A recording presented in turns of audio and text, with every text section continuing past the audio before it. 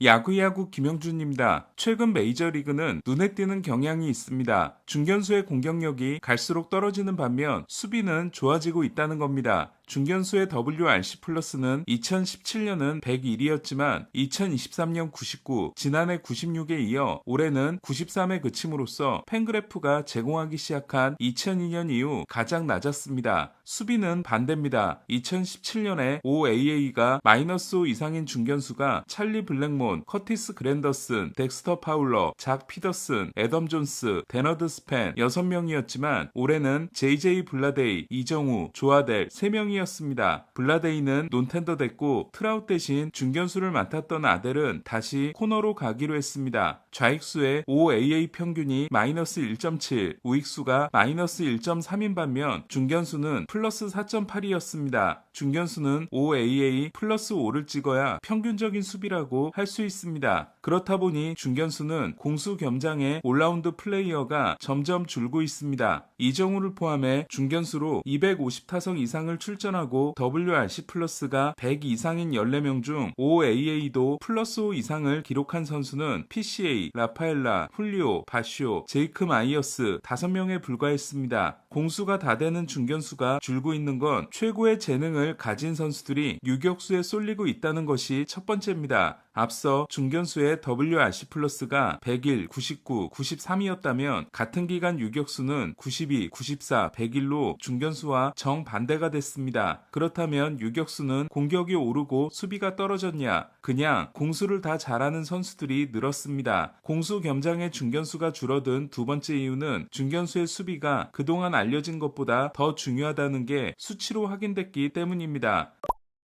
알렉스 앤소폴로스 애틀란타 단장은 중견수는 수비가 최우선이다. 중견수에서는 평균 이하의 수비로 살아남을 수 없다. 2루는 가능하다. 좌익수도 가능하다. 우익수도 참을 수 있다. 하지만 중견수는 그럴 수 없다. 중견수는 수비가 가장 중요하고 공격은 맨 마지막이다. 라고 한 바 있습니다. 앤소폴로스는 원래부터 빠르게 장기 계약을 맺는 게 특기이지만 마이클 해리스에게 8년 계약을 준 건 그가 플러스 수비의 중견수라는 게 가장 큰 이유였습니다. 그렇다 보니 갈수록 공격이 뛰어난 외야수들은 코너로 가게 되고 공격과 수비가 뛰어난 선수들은 내야로 가서 유격수를 맡기 때문에 둘 다 잘하는 중견수가 줄고 있고 타격은 떨어지지만 수비가 강점인 중견수가 늘고 있는 겁니다. 그렇다 보니 중견수는 유격수와 더불어 각 팀들이 시장에 내보내지 않기 위해 노력하는 존재들이고 갈수록 품귀 현상이 일어나고 있습니다. 올해 승리교도에서 상위 10명의 중견수인 훌리오, PCA, 벅스턴, 파에스, 라파엘라, 그리샴, 메릴, 추리오, 프리들, 마시 중 장기 계약이 되어 있지 않거나 FA까지 2년 이상이 남아있지 않은 선수는 그리샴이 유일합니다. 따라서 내년 시즌 후 FA가 되는 바쇼는 폭발적인 인기를 끌 것으로 보입니다. 자이언츠의 고민은 이정우의 공격력이 중견수 평균보다 훨씬 좋지만 수비가 많이 떨어진다는 겁니다. 이정우는 OAA가 아델 다음으로 나빴고 DRS는 조아델, 오닐 크루스, 세드릭 멀린스를 제치고 중견수 최하위였습니다. 그렇다 보니 이정우는 골드글러브 선정에 25%가 반영되고 여러 지표를 종합하는 SDI에서 마이너스 13.6에 그침으로써 압도적인 최하위를 기록했습니다. 이는 모든 포지션을 합쳐도 우익수 닉 카스티아노스보다 나쁜 최하위에 해당됩니다. 객관적으로 자이언츠는 이정우의 포지션을 바꿔주는 게 맞습니다. 이정우는 송구 능력이 좋기 때문에 우익수를 맡을 수 있습니다. 중견수의 공격력 평균이 93인 반면 우익수는 100으로 공격에 대한 책임감이 커지지만 이정우는 올해 107을 기록했습니다. 문제는 이정우에게 우익수를 줄 경우 중견수를 맡길 만한 선수가 마땅치 않다는 겁니다. 자이언츠는 월드시리즈가 끝나자마자 다저스가 40인 로스터에서 제외한 저스틴 딘을 데려왔습니다. PS 내내 중견수 대수비를 한 딘은 월드시리즈 6차전에서 펜스 밑에 박힌 공을 바로 빼지 않는 센스 있는 수비를 냈지만 타격 평가가 좋은 선수는 아닙니다. 딘은 트리플A에서 새 시즌을 보냈는데 2023년 OPS 577, 지난해 660에 그쳤지만 애틀란타에서 다저스로 옮긴 올해는 808을 기록했습니다. 자이언츠가 긁어볼 생각을 하고 있는 이유입니다.